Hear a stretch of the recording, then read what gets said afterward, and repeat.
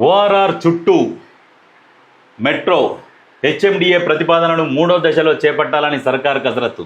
2035 నాటికి 50% ప్రజా రవాణా లక్ష్యంగా చర్యలు.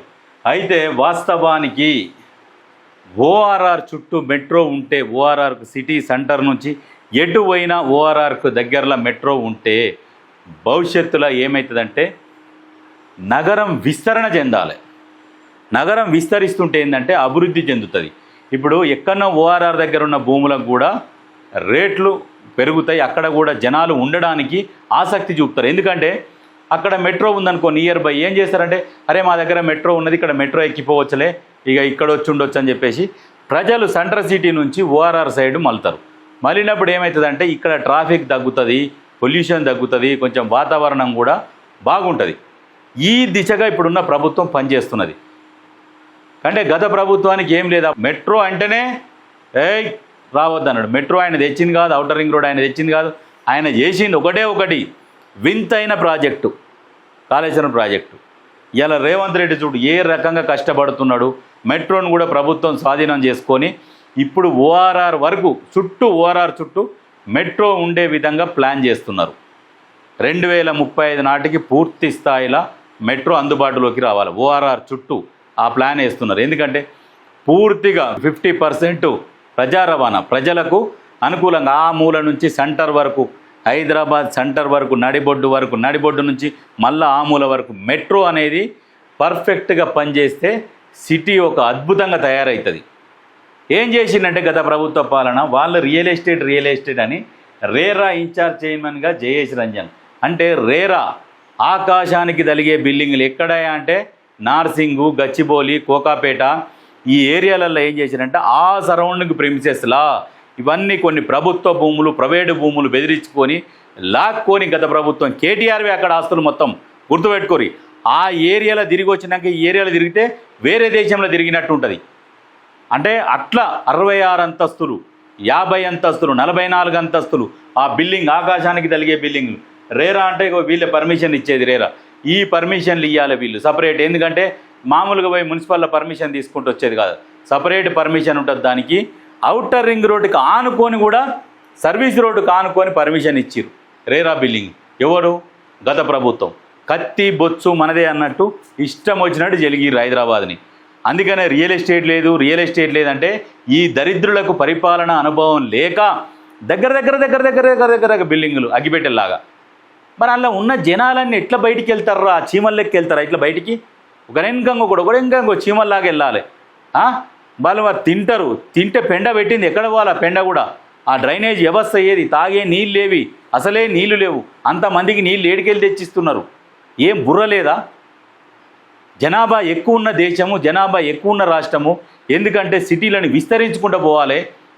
జనాభా లేని రాష్ట్రాలు అయితే, జనాభా లేని దేశాలు అయితే ఏం చేస్తారు? ఇప్పుడు అమెరికా ఉన్నది, అది భూ విస్తీర్ణంలో చాలా పెద్దది, జనాభా తక్కువ. మనతోనే కంపేర్ చేసుకుంటే మన దాంట్లో 20% ఉంటారు.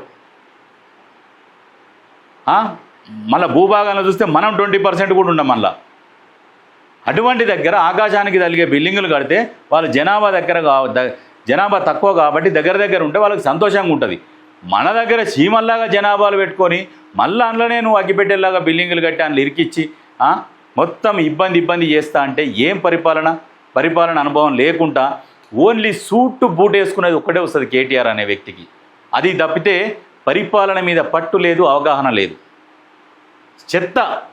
చెత్త పరిపాలన అంటే కేటీఆర్ది. పరిపాలన లేదు, అవగాహన లేదు. సోది ముచ్చట్లు, సొల్లు ముచ్చట్లు స్టైల్గా తయారయ్యి అట్రాక్ట్ చేయాలి, వీళ్ళని అట్రాక్ట్ చేసినట్టుగా మాట్లాడాలి, ముచ్చట్లు చెప్పాలి. లాస్ట్కి అధికారంలోకి రాగానే అందరినీ గాడిద తన్నట్టు తన్నాలి, తన్ని మన పని మనం చేసుకుంటూ పోవాలని అనే లక్ష్యంతో పనిచేస్తుండు. జాగ్రత్తగా ఉండాలి ప్రతి ఒక్కరూ. ఈ రకంగా పరిపాలన చేసిరు. అందుకనే ఇప్పుడున్న ప్రభుత్వం ఏం చేస్తుంది?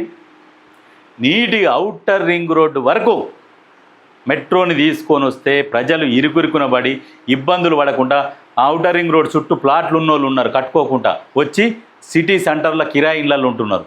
ఇప్పుడు అదే మెట్రో అక్కడి వరకు పోయిందనుకో, వాళ్ళు సరే రేకులో ఏదో సింగిల్ ఫ్లోర్ 2 ఫ్లోర్లు వేసుకొని వాళ్ళు అక్కడ జీవనం సాగిస్తారు కదా మెట్రో ఉంటే. అందుకనే మధ్య తరగతి నుంచి వచ్చిన ముఖ్యమంత్రి కాబట్టి అన్ని ఇటువంటి ఆలోచనలు వస్తాయి కాబట్టి ఈ రకంగా పరిపాలిస్తున్నాడు. ప్రజలకు మంచి చేయడం కోసం ఎంతవరకైనా వెళ్తానే చెప్తున్నాడు. సరే, కొంతమంది తిట్టుకున్నా పర్వాలేదు, ఏమైనా పర్వాలేదని ఇగో ఇటువంటి పనులు చేస్తున్నాడు. ప్రతి దగ్గర అభివృద్ధి లక్ష్యంగా పని చేసుకుంటూ పోతున్నాడా లేదా ఒకసారి ఆలోచన చేయరు మీరే. ఇప్పుడు మొన్నటికి మొన్న జూబ్లీహిల్స్ ఏరియాలో కేబీఆర్ పార్క్ నుంచి కూడా ట్రాఫిక్ సమస్య ఉన్నదని చెప్పేసి ఫ్లైఓవర్లు వేద్దామని పోతే చెట్లు పర్యావరణం అని వచ్చిండు. ఎవడు? కేటీఆర్ బ్యాచ్ దిగిరిగా. చెట్లు పర్యావరణం అంటే మీరు నరికినాయి ఎక్కడ బాయ్? ఉప్పల్ బాగాయత్తు కూడా మొత్తం చెట్లు ఉండి అడవి మొత్తం నరికి అమ్ముకున్నారు మొత్తం. మరి అప్పుడు ఎందుకు మాట్లాడలే పర్యావరణం గురించి? అందుకనే ఆ దరిద్రుల మాట నమ్మకుర్రి. డెవలప్మెంట్ గురించి ఆలోచన చేయరి. డెవలప్మెంట్ అయితే ఉంటే చెట్లు ప్రభుత్వ జాగాలు ఉంటే అందులో పోయి పెట్టుకుంటారు. ఎవరైనా పెడతారు, చేస్తారు. ప్రభుత్వానికి ఆ చిత్తశుద్ధి ఉన్నది. అందుకనే చెరువులని వెలికి తీస్తున్నది, చెరువులని తోడుతున్నది. ఎందుకంటే రేవంత్ రెడ్డికి అందులోకెళ్ళి ఏమో నిధులు దొరికాయి. ఎందుకంటే భూగర్భ జలాలను పెంచాలి. పెంచితే నగరం మంచిగా పచ్చగా 4 కాలాల పాటు చల్లగా ఉంటుందని ఆ ఉద్దేశంతో జనాలు గుర్తు చేసుకుంటారన్న ఉద్దేశంతో చెరువులని పుడిక తీసి చుట్టూ సుందరీకరణ చేస్తున్నాడు. అది తెలుసుకోవాలి. తెలియని దరిద్రులు కూడా మాట్లాడతారు పేదల ఇండ్లు కూలగొడుతున్నారని. అది కాదు, లక్ష్యం వేరేది. చదువుకున్న వాళ్ళకి అర్థమవుతుంది. కొంతమంది విష ప్రచారం చేస్తున్నారు. ఆ విష ప్రచారాన్ని నమ్మకండి దయచేసి. ఇది ఔటర్ రింగ్ రోడ్ చుట్టూ మెట్రో వస్తే సూపర్.